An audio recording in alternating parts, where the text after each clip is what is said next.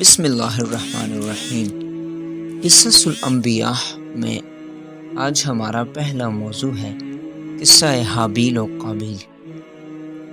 جب حضرت آدم علیہ السلام اور حوا علیہ السلام دنیا میں تشریف لائے اور توالد و تناسل کا سلسلہ شروع ہوا تو ہر ایک حمل سے ان کے 2 بچے پیدا ہوتے تھے، ایک لڑکا اور ایک لڑکی۔ اس وقت جب حضرت آدم علیہ السلام کی اولاد میں بجز بہن بھائیوں کے کوئی اور نہ تھا اور بہن بھائی کا آپس میں نکاح نہیں ہو سکتا، تو اللہ تعالیٰ نے اس وقت کی ضرورت کے لحاظ سے شریعت آدم علیہ السلام میں یہ خصوصی حکم جاری فرما دیا تھا کہ ایک حمل میں جو لڑکا لڑکی پیدا ہوں وہ آپس میں حقیقی بہن بھائی سمجھے جائیں اور ان کے درمیان نکاح حرام قرار پائے گا۔ البتہ دوسرے حمل سے پیدا ہونے والی لڑکی پہلے حمل سے پیدا ہونے والے لڑکے کے لیے حقیقی بہن کے حکم میں نہیں ہوگی اور ان کے درمیان رشتہ ازدواج و مناکحت جائز ہوگا۔ پھر یہ ہوا کہ پہلے لڑکے قابیل کے ساتھ جو لڑکی پیدا ہوئی وہ حسین و جمیل تھی اور دوسرے لڑکے حابیل کے ساتھ پیدا ہونے والی لڑکی اتنی خوبصورت نہ تھی۔ جب نکاح کا وقت آیا تو حسب ضابطہ حابیل کی بہن سے قابیل کی شادی اور قابیل کی بہن سے حابیل کی شادی قرار پائی۔ اس پر قابیل ناراض ہو کر حابیل کا دشمن ہو گیا۔ اس سے یہ بات انتہائی ناگوار تھی اور وہ اس پر اصرار کرنے لگا کہ میرے ساتھ جو لڑکی پیدا ہوئی ہے وہی میرے نکاح میں دی جائے۔ حضرت آدم علیہ السلام نے شرعی قاعدے کے موافق قابیل کی بات کو قبول نہ فرمایا اور حابیل و قابیل کے درمیان اختلافات ختم کرنے کے لیے یہ فیصلہ فرمایا کہ تم دونوں اپنی اپنی قربانی اللہ کے حضور پیش کرو۔ جس کی قربانی قبول ہو جائے گی وہ لڑکی اس کے نکاح میں دے دی جائے گی، کیونکہ حضرت آدم علیہ السلام کو یقین تھا کہ قربانی اس کی قبول ہوگی جس کا حق تھا، یعنی حابیل کا۔ قربانی کی قبولیت کی نشانی کیا تھی؟ اس زمانہ میں قربانی کی قبولیت کا یہ الہامی دستور تھا کہ نظر و قربانی کی چیز کسی بلند جگہ پر رکھ دی جاتی اور آسمان سے آگ نمودار ہو کر اسے کھا جاتی۔ جس قربانی کو آگ نہ کھائے تو یہ علامت اس کے نہ قبول ہونے کی تھی۔ بس دونوں نے اپنی اپنی قربانی کی تیاری شروع کر دی۔ حابیل نے جو مویشیوں اور بکریوں والا تھا اپنے ریوڑ میں سے ایک بہترین دمبا خدا کی نظر کیا۔ قابیل کاشتکار تھا، اس نے بہت ہی ردی قسم کے غلہ کا ایک ڈھیر پیش کیا اور دل میں یہ خیال چھپائے رکھا کہ میری قربانی قبول ہو نہ ہو مجھے پرواہ نہیں، حابیل کسی صورت میں میری بہن سے نکاح نہیں کر سکتا۔ مختصر یہ ہے کہ دونوں نے اپنی اپنی قربانی پہاڑ پر جا کر رکھ دی۔ پھر حضرت آدم علیہ السلام نے دعا کی اور آسمان سے ایک آگ آئی اور حابیل کی قربانی کو کھا گئی اور اس قربانی کی اور قابیل کی قربانی جو کی تو پڑی رہی، اور اس طرح قبولیت قربانی کا شرف حابیل کے حصے میں آیا۔ اس پر قابیل کو اپنی ناکامی کے ساتھ رسوائی کا منہ دیکھنا پڑا۔ وہ اپنی اس توہین کو کسی طرح برداشت نہ کر سکا اور اس کے دل میں یہ حسد کی آگ بھڑک اٹھی۔ اس نے حابیل سے صاف کہہ دیا کہ تو اس لڑکی سے نکاح کرنے سے باز آ جا، ورنہ میں تجھے جان سے مار ڈالوں گا۔ بالآخر اس نے غیظ و غضب میں آ کر حابیل سے کہا، میں تجھ کو قتل کیے بغیر نہ چھوڑوں گا تاکہ تو اپنی مراد کو پہنچ سکے۔ حابیل نے اس وقت بھی غصے کے بعد کا جواب غصے کے ساتھ دینے کے بجائے ایک اصولی بات کہی جس میں اس کی ہمدردی اور خیر خواہی بھی تھی کہ اللہ تعالیٰ کا یہ دستور ہے کہ وہ متقی اور پرہیزگار کے عمل کو قبول فرمایا کرتے ہیں۔ اگر تم تقوی اور پرہیزگاری اختیار کرتے تو تمہاری قربانی بھی قبول ہوتی۔ تم نے ایسا نہیں کیا، اس لیے تمہاری قربانی قبول نہ ہوئی۔ اس میں میرا کیا قصور ہے؟ قابیل یہ سن کر اپنی نیت کے کھوٹ کی طرف متوجہ کرنے کی بجائے حابیل پر حسد کرنے لگا۔ یاد رکھو، جب آدمی پر حسد کا دورہ پڑتا ہے تو اس کو اپنی کوتاہیاں اور چالاکیاں نظر نہیں آتی، بلکہ وہ اپنی ناکامیوں کے تمام اسباب دوسروں کے اندر ڈھونڈتا اور تلاش کرتا ہے، اور اس غصہ میں ان کے در پہ انتقام و آزار ہو جاتا ہے۔ افراد میں اس بدبختار کردار کی سب سے پہلی مثال قابیل نے پیش کی، اور اقوام سے یہود نے اس آئینہ میں ذرا ہمیں اپنا منہ بھی دیکھنا چاہیے کہ آج بھی حابیل و قابیل کا وہی قصہ تو نہیں دہرایا جا رہا جو بہت پہلے پیش آ چکا ہے، اور جس کی روایت بھی دنیا کو یہود ہی کے واسطے سے پہنچی ہے۔ کسی شخص کو یہ نظر آئے کہ اللہ تعالیٰ نے اسے اپنے بندے کو کوئی خاص نعمت عطا فرمائی تو اسے چاہیے کہ حسد نہ کرے، بلکہ اپنی محرومی اور کوتاہی عمل اور اپنے گناہوں کے سبب سے سمجھ کر ان سے تائب ہونے کی فکر کرے۔ حتیٰ کہ حابیل نے قابیل کو یہ سمجھایا کہ اگر تمہاری قربانی قبول نہیں ہوئی تو تم میرے قتل کے در پہ کیوں ہو گئے ہو؟ حالانکہ اس میں نہ قصور میرا ہے نہ اللہ تعالیٰ کا، بلکہ سراسر قصور تمہارا اور تمہاری نیت کا ہے۔ اگر تمہیں قربانی کے رد ہونے کا غم و غصہ ہے تو تقویٰ کی فکر کرو، نہ کہ میرے قتل کی۔ میرے قتل کرنے سے تمہاری قربانی کی قبولیت کس طرح گھلے گی؟ معلوم ہوا کہ عند اللہ قبولیت عمل کا دار و مدار اخلاص اور تقویٰ پر ہے۔ حضرت علی رضی اللہ تعالیٰ عنہ کا ارشاد نقل کیا گیا ہے، آپ صلی اللہ علیہ وآلہ وسلم نے فرمایا، تقویٰ کے ساتھ کوئی چھوٹا اور تھوڑا عمل بھی قلیل نہیں ہوتا۔ جو عمل قبول ہو جائے وہ عمل قلیل کیسے ہو سکتا ہے؟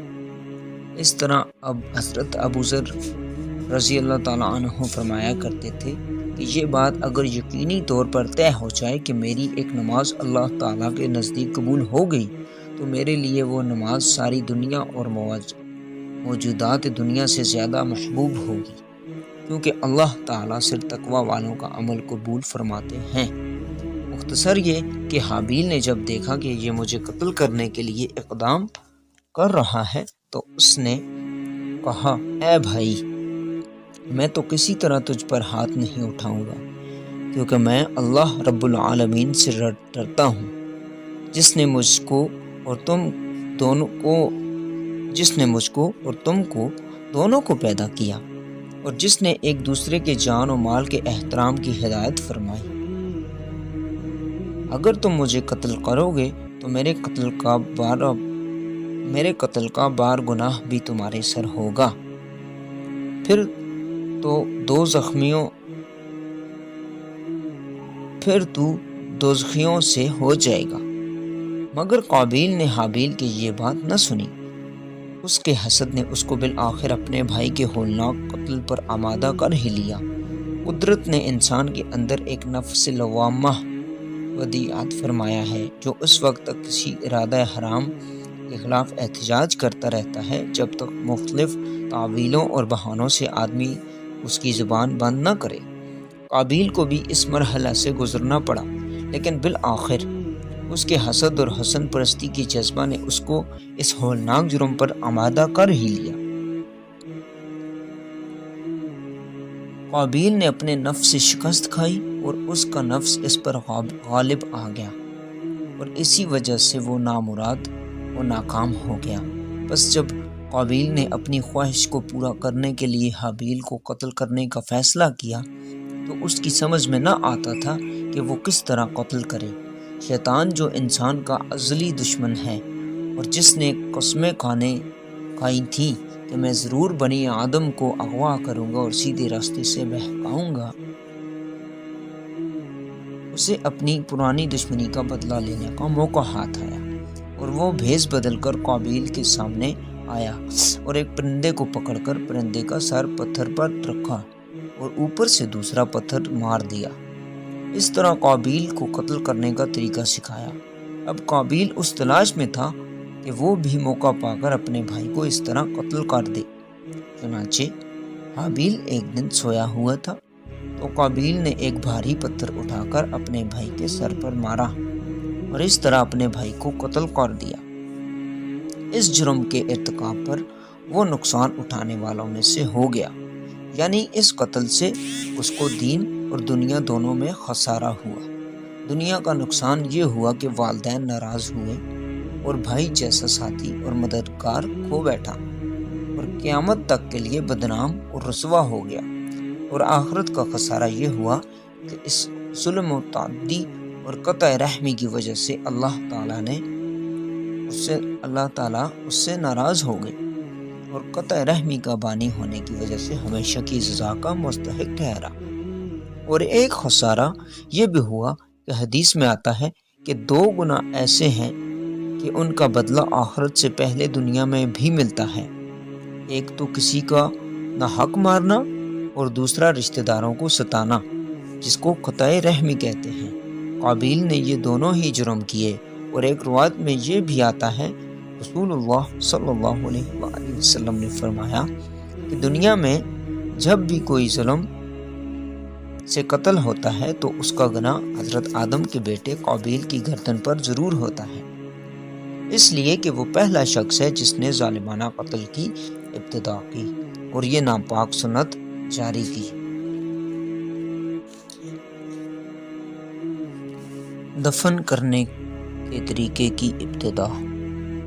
حابیل خدا تعالیٰ کا مقبول بندہ تھا اور قابیل بارگاہ الہی سے روندا گیا تھا، اس لیے ضرورت تھی کہ حابیل کے پاک جسم کی توہین نہ ہو اور نسل آدم کی کرامت اور بزرگی قائم رکھنے کے لیے مردوں کو دفنانے کی سنت قائم ہو جائے۔ چونکہ اس سے پہلے کوئی انسان مرا نہ تھا، اس لیے قتل کے بعد قابیل کی سمجھ میں نہ آیا کہ وہ لاش کو کیا کرے، کیونکہ روئے زمین پر یہ پہلا انسان مردہ تھا۔ لاش کو کھلے میدان میں پڑا دیکھ کر درندوں نے کھانا چاہا تو قابیل نے مجبوراً اس لاش کو کندھے پر اٹھایا اور مارے مارے پھرتا رہا اور حیران و سرگرداں تھا کہ لاش کو کہاں پھینکے۔ آخر حق تعالیٰ نے ایک کوہ بھیجا جو اپنی چونچ میں ایک مردہ کوے کو اٹھا کر لایا۔ پھر اس نے اپنی چونچ اور پنجوں سے زمین کریت کر ایک گھڑا بنایا، اس میں اس مردے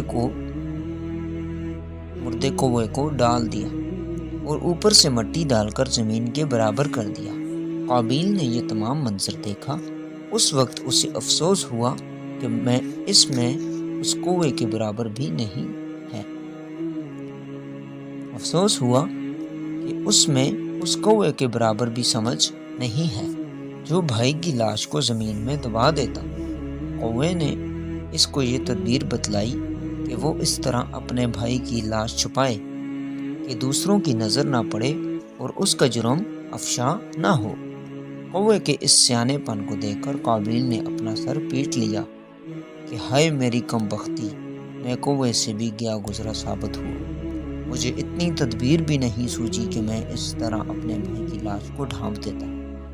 چنانچہ اپنی اس بے وقوفی پر اس کو بڑی ندامت ہوئی اور یہ تقاضائے انصاف تھا کہ قابیل کی اس کمینہ حرکت پر اس کو دنیا میں بھی ذلیل کیا جائے اور قابل بنا دیا جائے کہ خود اس کو اپنی بے مانگی عقل، دانش اور کمینگی کا احساس ہو جائے۔ اس لیے نہ تو اس کو الہام بخشا گیا اور نہ اس کمینہ حرکت کو چھپانے کے لیے عقل کی روشنی عطا کی گئی، بلکہ ایک ایسے حیوان کا رہنما بنایا گیا جو عیاری اور مکاری میں طاق اور دنائیت اتباع میں ضرب المثل ہے۔ جو لوگ خدا کے حکم اور اپنے ضمیر کی آواز کی پرواہ نہیں کرتے، وہ کوے سے الہام حاصل کرتے ہیں اور جرم کرنے کے بعد اعتراف و ندامت کی بجائے اس کو چھپانے کی تدبیریں کرتے ہیں۔ سنت اللہ یہی ہے کہ جب کوئی شخص اللہ کی آیات، اس کے احکام اور اس کی تنبیہات سے اپنے کان اور اپنی آنکھیں بند کر لیتا ہے تو اللہ تعالیٰ اس پر ایک شیطان مسلط کر دیتا ہے جو اس کا ساتھی بن کر اس کو اس کی خواہشات کی وادیوں میں ٹھوکریں کھلاتا پھرتا ہے۔ اس چیز کو قرآن حکیم میں اس طرح بیان کیا ہے، یعنی جو خدائے رحمان کے ذکر سے غافل ہو جاتا ہے ہم اس کے لیے ایک شیطان مقرر کر دیتے ہیں جو اس کا شب و روز ساتھی بن جاتا ہے۔ اگرچہ حابیل نے قابیل کو بڑی مؤثر اور دلنشین نصیحتیں بھی کی، لیکن اس کا دل ذرا بھی نہ پسیجا۔ جب وہ اپنی اس سنگ دلی کا مظاہرہ کر چکا اور خدا کے غضب و عذاب میں گر گیا تو اس گناہ کے ارتکاب کی وجہ سے حابیل کا بدن، جو اپنے حسن و جمال میں اپنی مثال آپ رکھتا تھا، کالا پڑ گیا۔ اس ناحق خون ریزی کی وجہ سے کائنات کی ہر چیز متاثر ہوئی۔ درخت خاردار ہو گئے، کھانے سڑنے لگے، پھلوں میں ترشی پیدا ہو گئی، پانی شور ہو گیا اور زمین غبار آلود ہو گئی۔ حضرت آدم علیہ السلام کو جب اس واقعہ کا علم ہوا تو وہ 100 سال تک نہ ہنسے۔ دوستو، یہ تھا آج قصہ حابیل و قابیل کہ قابیل نے کیسے لالچ، غصے اور اپنے نفس کے ہاتھوں میں شکار ہو کر اپنے بھائی کو قتل کر دیا۔ تو اللہ تعالی ہم سب کو سننا اپنی بارگاہ میں قبول فرمائے اور ہم سب کو نیکی کے راستے پر چلنے کی توفیق عطا فرمائے۔ آمین۔